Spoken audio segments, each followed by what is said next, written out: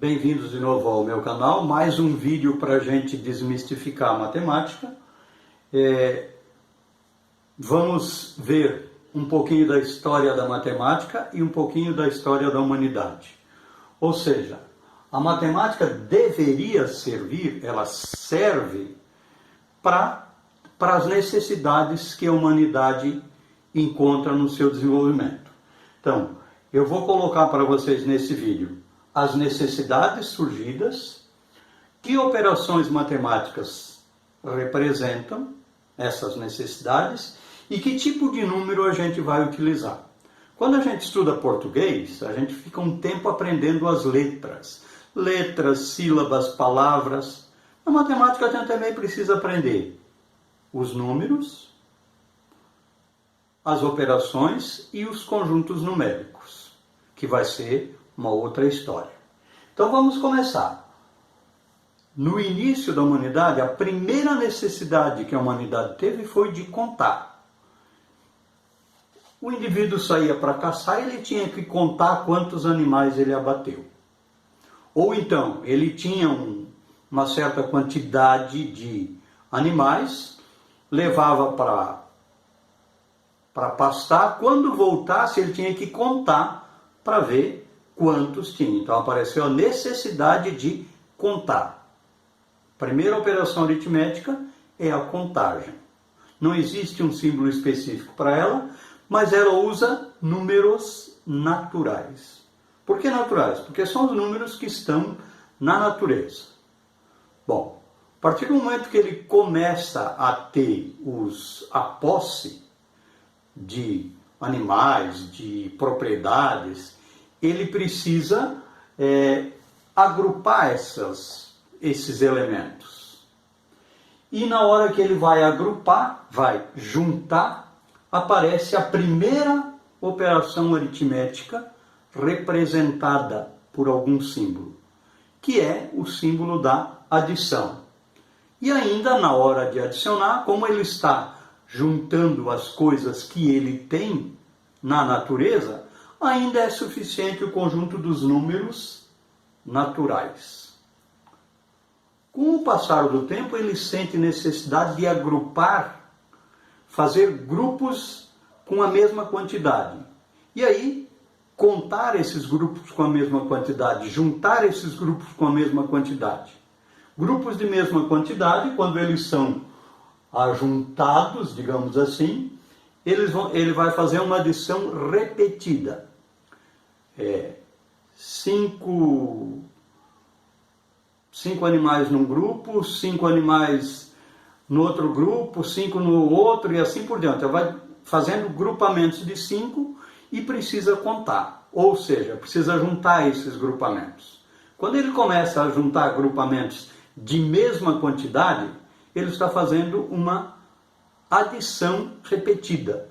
Aí aparece a operação aritmética de multiplicação, que a multiplicação não é nada mais nada menos do que uma adição de conjuntos iguais, de quantidades iguais. E ainda não há necessidade de inventar um outro tipo de número para a multiplicação. Ainda é possível só números naturais. Então, apareceu a necessidade de separar, de repartir, e a operação aritmética que representa isso é a subtração.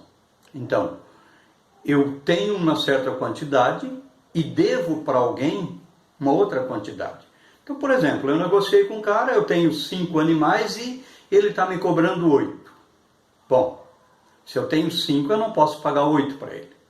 Então eu vou ter que negociar com ele, vou achar uma maneira de negociar com ele para pagar os 3 numa outra oportunidade. E como é que eu referencio, como é que eu diferencio o 3? Se é para eu pagar para ele ou para eu receber dele? Bom, aí apareceu um outro tipo de número. A necessidade de um outro tipo de número, que são os números inteiros. Então, ao invés de... eu coloco um sinal na frente desse 3, que indica se eu tenho para receber ou se eu tenho para pagar. Então, vocês viram, é o sinalzinho de menos e de mais. O menos significa o quê? Eu devo. O mais significa o quê? Sobrou. Então, apareceram os números inteiros. E aí, novamente, aparece uma outra situação. Eu tenho uma determinada quantidade e preciso repartir com 5 ou 6 pessoas em quantidades iguais. Então, eu tenho 30 animais e preciso repartir para 6 devedores. Então, quanto eu tenho que dar para cada devedor?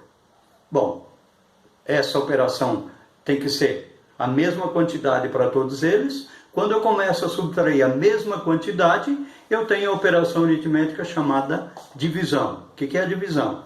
Uma subtração de mesma quantidade.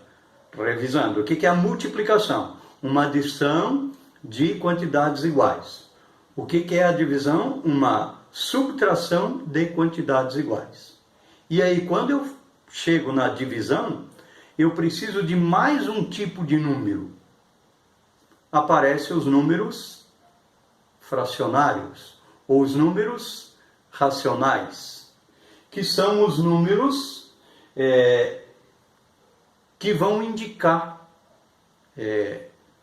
por exemplo, já não tenho mais números naturais, já tenho números inteiros. Eu vou comprar um produto, a humanidade já progrediu certa. Vou dividir uma dívida que eu tenho em 8 parcelas. Eu devo R$100 e vou negociar com o cara para pagar 8 parcelas. Então, 100 dividido por 8 não é mais um número inteiro. Ele é um número fracionário ou um número racional. O que é um número racional? Um número que pode ser escrito na forma de razão, divisão. E aí vai aparecer racional, fracionário e decimal. 100 dividido por 8 dá 12,5. Então eu vou representar 12,5. Eu estou trabalhando com o número decimal. Decimal. Aí, como a matemática, como a humanidade progrediu, vão aparecer situações em que esses decimais são exatos ou não são exatos. Então, se eu quisesse dividir um número por 3, 8 dividido por 3 dá 2,66666. Nunca vai dar o resultado exato, ele dá um resultado aproximado. Então é uma dízima periódica, vai se repetindo uma quantidade de números após a vírgula. Apareceram números com a divisão, apareceram racionais e decimais e fracionários. Então, como a humanidade progrediu, criou-se a necessidade de medir figuras, né? Eu vou sistematizar o conhecimento, eu vou começar a medir figuras geométricas, das mais diversas formas. Então, eu preciso um outro tipo de número. Por exemplo, eu preciso saber quanto de corda eu vou precisar para amarrar uma tora na natureza. A tora tem um formato normalmente redondo, a maioria das árvores é um formato redondo, e eu preciso saber quanto vai ser aquela medida se eu planificar essa tora, se eu precisasse esticar ela, que necessidade eu teria. Aparece outro tipo de número, são os números irracionais, aqueles que não podem ser escritos na forma de uma divisão, porque eles nunca terminam, né?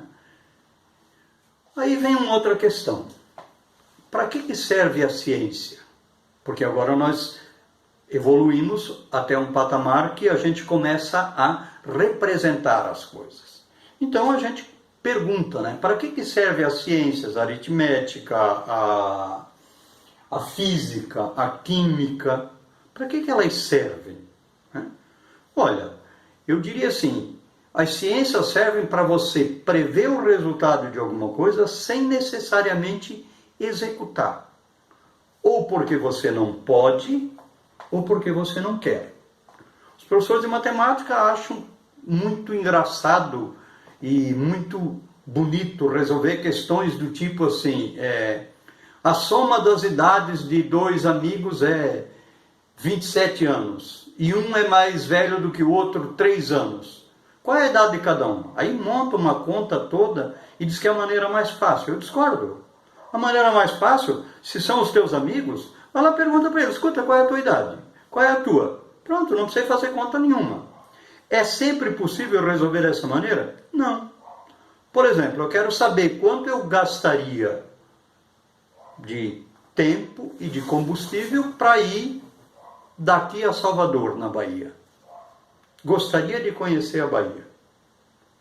Poderia, se eu tivesse tempo e disponibilidade financeira, eu poderia simplesmente pegar um veículo e ir para a Bahia, ir até a Bahia.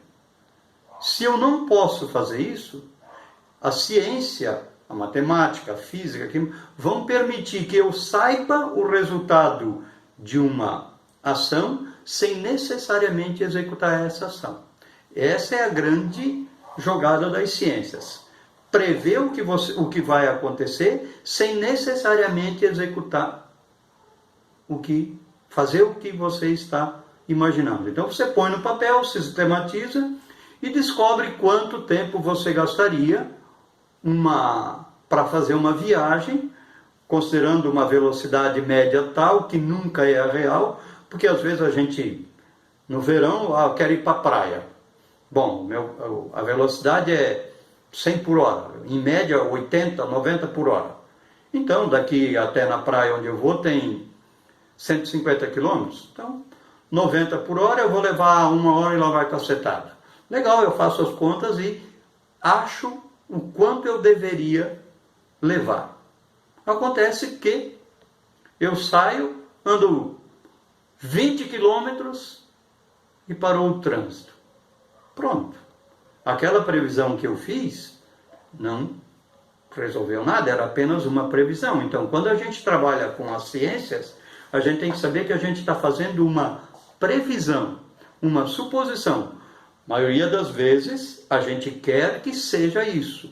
Ou seja, a gente trabalha com a situação ideal. Bom, voltando um pouquinho para as abstrações, né? A gente chegou na matemática até falar em geometria. O que é geometria? Geometria significa, ela apareceu para fazer as medidas geográficas.